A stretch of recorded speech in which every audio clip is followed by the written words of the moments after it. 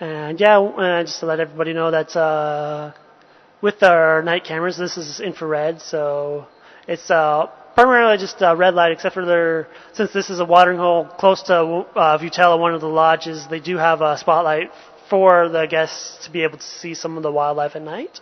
But with the infrared, we're using old, almost security type cameras, so the quality is not the greatest, and always with infrared, it always comes out a little bit grainy, and it's also kind of tricky to focus some of the times because any little bit of light or movement tends to alter the camera a little bit and trick the focus. But we'll see how close we can get to this buffalo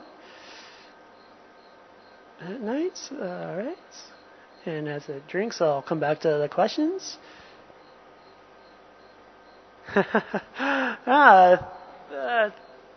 Thank you, Michelle. She's saying that she loves the website and has it up on her screen 24 hours a day. Thank you so much for having us on throughout your day. It is really interesting. It is a great website, and I really do love the idea of having it live and being able to show the world pretty much a little bit of Africa and some of the wildlife, and everything is live, so you can see some of us and you see us as we are and you see the animals as they are. No editing really done. And yeah, it's just one of the things that I really do love about Wild Earth and coming here, because I've always worked with various wonderful things and very beautiful places, and I always wanted to share my experiences or even just the visuals with people, and now I can here at Wild Earth, so it's really great that we can do that. And I know that some of my friends before I came here and been chatting with some of them do also kind of start their days with the watering hole and other things on, which is always great. So yeah, thank you guys for watching as well as tuning in. And I know that there's other fans that I think pretty much have things on 24 hours a day. And yeah, it looks like once again we're having a pretty good number of people here in the chat room. 31 people looks like they're on right now. So yeah, if I don't get to all the questions, I do apologize. There's lots of questions coming in through the chat room. And once again, if you do have questions, feel free to send them into the chat room, or you can send them into finalcontrol@wildearth.tv. That's our email address. So yeah, so once again, if you have any questions, finalcontrol@wildearth.tv, or just log on to the social network.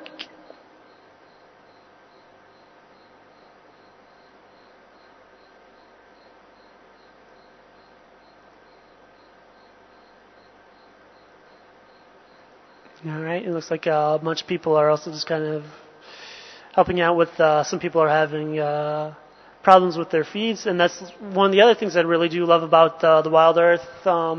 It's just a whole kind of community slash family feeling out here, to where we're all, if you have questions and you're in the chat room, everybody tends to help out, and everybody has a great sense of humor, and it's always a lot of fun chatting with everybody in the chat room. So yeah, it's great, and we all help each other.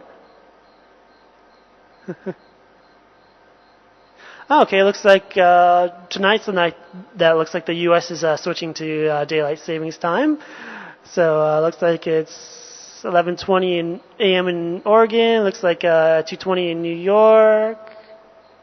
All right, and yeah, so sorry once again if I'm a little slow at answering some of the questions on the chat. So like I say, there's 32 people logged on to the chat room right now, kind of watching the buffalo and hear my voice, Simon, speak.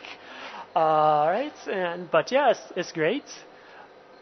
Unfortunately, someone's asking, do I still follow football in the U.S.? I've not really had a chance to follow it since I've been here, because here, of course, the main sports is rugby and cricket.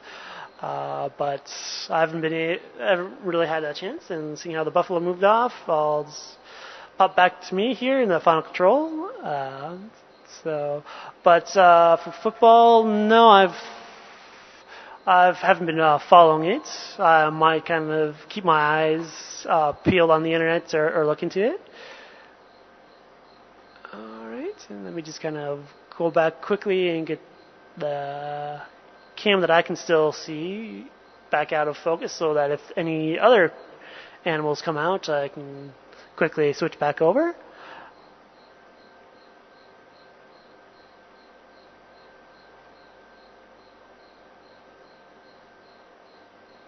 Uh, okay. Tony asked me a little bit ago, what has surprised me most about living in Africa.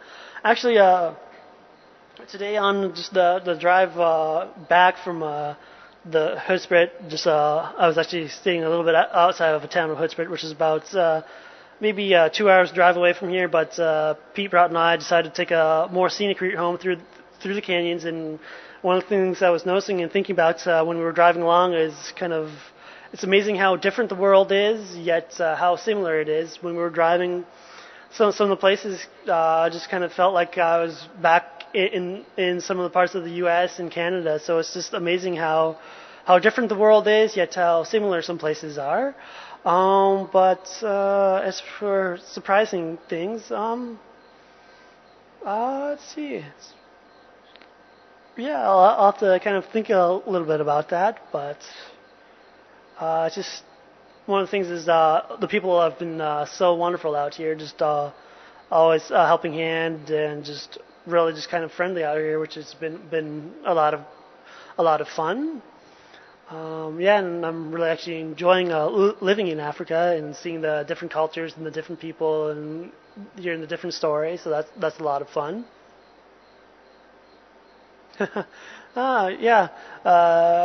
Timbu was just mentioned that seeing Kurula, a female leopard here, live is an awesome experience. Yeah, it really is an awesome experience to see the animals live, to bring you guys that. And that's also one of the other things that's really great about video and camera work is we can actually get you guys in closer to the actual animals themselves to get you some close-ups and so you can see some of the details and various species, including birds and other animals, to where with the naked eye you really can't see that. And so yeah, so some of the times you, the viewers, are actually getting a little bit more close-up than what some of us see out there on the vehicle or what some of the other game drives see. So that is one of the many wonderful things about Wild Earth with our live aspect is that we can get you that much closer to the wildlife, and you guys are watching it in the comfort of your own homes, many thousands of miles away, which is just great and a lot of fun. We really enjoy it, and it seems like a lot of you really enjoy it.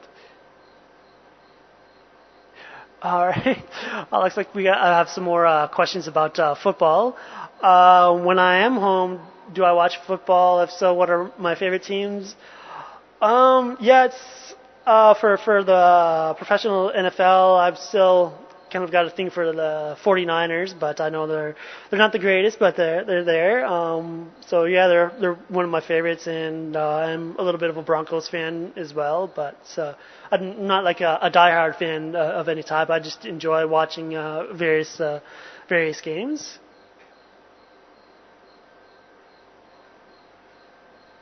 All right, and looks like there's lots of questions coming in. So once again, if I don't get to the questions right away, it's because there's about 32 people on, and there's lots of chats going on, and I'm kind of watching the waterhole camera for you and answering questions.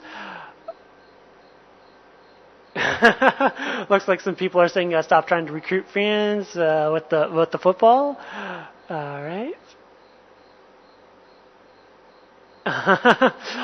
Yeah.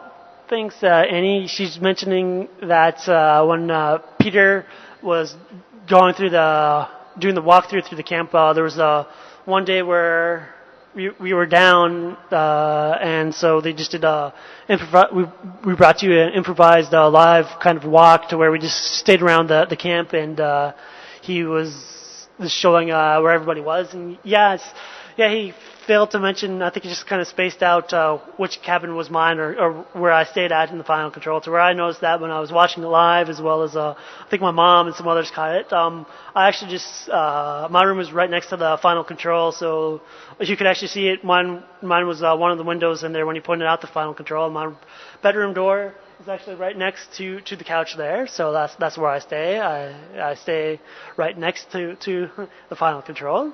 So yeah, I can kind of pop out if I can hear something throughout the night, like or if I hear any sound problems, which there has been, I've come out. So yeah, my room is just right next door.